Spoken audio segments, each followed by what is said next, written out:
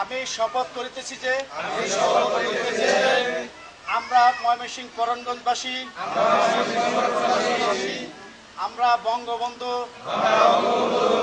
দেশ জাতির পিতা শেখ মুজিবুর রহমানের সন্তান হিসেবে আমরা পঞ্চমবারের নির্বাচিত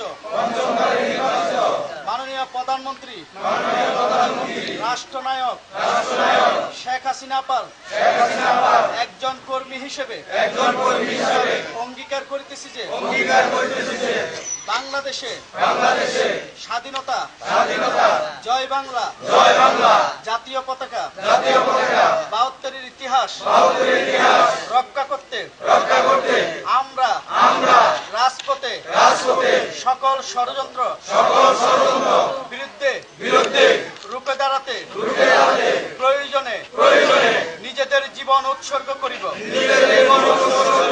জয় বাংলা, জয় বঙ্গবন্ধু, জয় শেখ হাসিনা।